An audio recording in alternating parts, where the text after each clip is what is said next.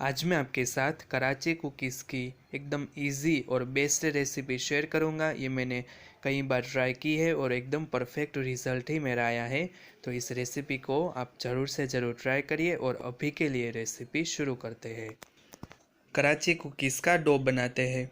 तो उसके लिए 1/4 कप जितना यहाँ पे मैंने अमूल बटर लिया है, सॉल्टी है और ये एकदम सेमी सॉफ्ट कंडीशन में है, एकदम हार्ड भी नहीं है और लूज़ भी नहीं है। उस कंडीशन वाला हमें बटर लेना है। फिर हम लेंगे 1/4 कप जितनी पाउडर शुगर यानी कि पिसी हुई शक्कर। और अब एक इस तरह का विस्कर से हमें दोनों को अच्छे से फेंटना है। बटर और चीनी को इस तरह का फेंटने से एकदम क्रीमीनेस आएगी, फ्लफ़ी बनेंगे और ये एकदम इम्पोर्टेंट प्रोसेस है और इसे बेकिंग में क्रीमिंग प्रोसेस कहा जाता है। तो हमें विस्कर की सहायता से लगातार उसको फेंटना है जब तक कि ये मिश्रण है वो वाइट कलर पर ना आ जाए और एकदम फ्लफ़ी ना हो जाए। और ये इम्पोर्टेंट स्टेप है, तो इसे आप प्रॉपर फॉलो करिए।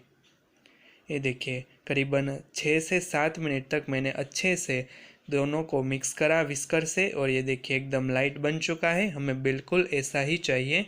तो ये कुकीज़ बनाने का पहला हमारा जो स्टेप है वो हो चुका है। अब इसमें हम वेनिला एसेंस के 2-3 ड्रॉप्स डालते हैं और मिक्स कर देते हैं। ट्रेडिशनली पाइनएप्पल एसेंस डाला जाता है और अगर आपको नहीं पसंद है तो आप मेरी तरह ये वेनिला एसेंस डाल सकते हो। अब ड्राई इंग्रेडिएंट्स डालते हैं। तो यहाँ पे मैंने 3/4 कप जितना मैदा और 1/4 कप जितना कस्टर्ड पाउडर लिया है। नॉर्मल वेनिला फ्लेवर वाला कस्टर्ड पाउडर आता है वही लिया है और अब ये इसमें डाल देते हैं। मेज़रमेंट याद रखिए, 3/4 कप ऑफ मैदा और 1/4 कप ऑफ कस्टर्ड पाउडर। फिर हाफ टी स्पून जितना बेकिंग पाउडर और 1/8 टीस्पून जितना बेकिंग सोडा डालना है। फिर 2 बड़े चम्मच जितनी यहाँ पे हमें टूटी फ्रूटी डालनी है और 2 बड़े चम्मच जितने काजू के टुकड़े डालने हैं। अब एक स्पैचुला की सहायता से सभी चीज़ों को अच्छे से पहले मिक्स कर देना है। बटर के साथ जो आटा है वो अच्छे से मिक्स होना ज़रूरी है, तो इसको हल्के हाथ से पहले मिक्स कर देना है। कुकीज़ का डो बनाने के लिए एकदम हल्का हाथ से ही काम लेना है। और अब इसका डो बनाते हैं। तो हम डो दूध से बनाएंगे, तो दूध एक साथ में नहीं डालेंगे, 2-2 चम्मच दूध डालते जाएंगे और इस डो को बनाएंगे। और डो प्रिपेयर करने में भी एकदम हल्के हाथ का यूज़ करेंगे, एकदम टाइट हैंड से उसको नहीं गूँथेंगे और हमें सिर्फ़ और सिर्फ इसको मिक्स करना है। आवश्यकता अनुसार दूध डालते जाना है और डो को सिर्फ और सिर्फ इकट्ठा करना है। इसको मसल मसल कर एकदम स्मूथ करके ऐसा कुछ नहीं करना है, हमें सिर्फ इकट्ठा हो जाए उतना डो प्रिपेयर करना है। ये देखिए यहाँ पे डो बन चुका है। मैंने उसको बहुत ज़्यादा मसला भी नहीं है, सिर्फ और सिर्फ इकट्ठा हुए उतना ही मैंने मिक्स किया है और इतने में 6 से 8 चम्मच मुझे दूध की आवश्यकता लगी थी।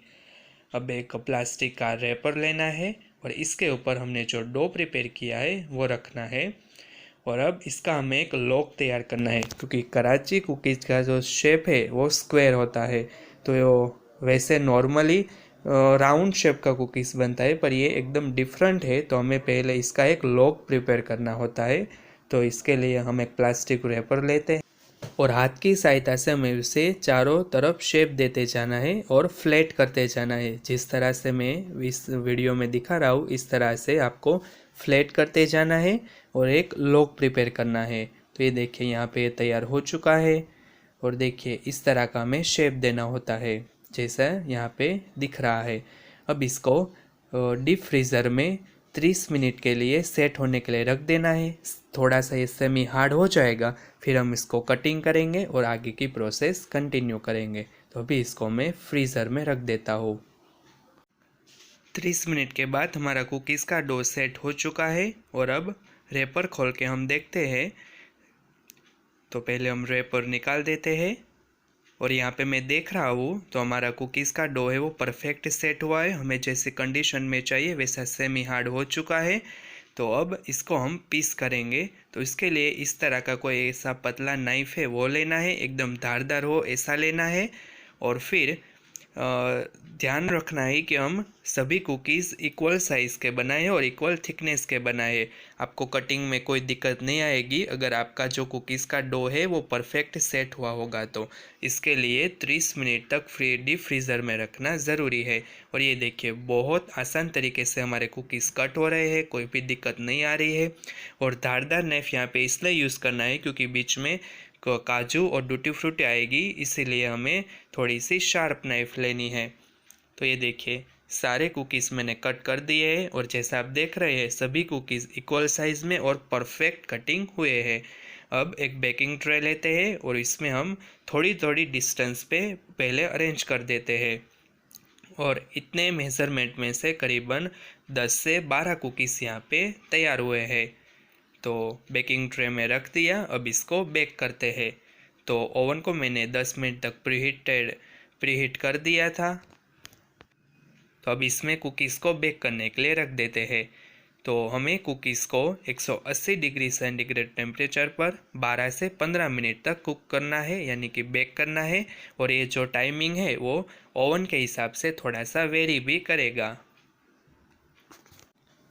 15 मिनट के बाद कुकीज़ परफेक्ट बेक होके तैयार हैं। ये देखिए इसको अब मैंने वाइब्रेट पर ठंडा करने के लिए रख दिया है। हमारे कुकीज़ परफेक्ट बेक हुए हैं। मैं आपको दोनों साइड से दिखाता हूँ। ये देखिए नीचे से हल्का सा ब्राउन कलर आया है जो एकदम बढ़िया लग रहा है और ऊपर से भी अच्छे तरीके से कुक हो चुका है।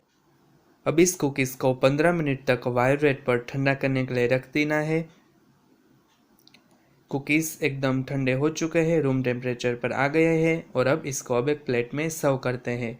कराची कुकीज़ का 2-3 क्वालिटी ऐसी है जिससे ये एकदम अट्रैक्टिव लगते हैं। इसका एक तो ये ब्राइट येलो कलर, ऊपर से ये टूटी फ्रूटी और कैशू नट के छोटे छोटे टुकड़े, और खाने में एकदम अलग ही उसका टेस्ट आता है क्योंकि इसमें सिर्फ और सिर्फ मैदा हमने नहीं डाला है, कस्टर्ड पाउडर भी डाला है। तो इसकी वजह से ये कुकीज़ है वो बढ़िया बनते हैं। तो यहाँ पे कुकीज़ को सर्व कर दिया है। डिलीशियस, क्रंची, एकदम रिफ्रेशिंग, आई अपीलिंग, अट्रैक्टिव कराची कुकीज़ बन के तैयार है। इसके रेसिपी मैंने आपके साथ एकदम आसान तरीके से बताई। तो इस रेसिपी को प्रॉपर फॉलो करिए और घर पर इस रेसिपी को ट्राई करिए और इसके एक्सपीरियंस मेरे साथ कमेंट सेक्शन बॉक्स में ज़रूर से ज़रूर शेयर करिए। मैं आशा रखता हूँ कि आपको ये वीडियो पसंद आया होगा।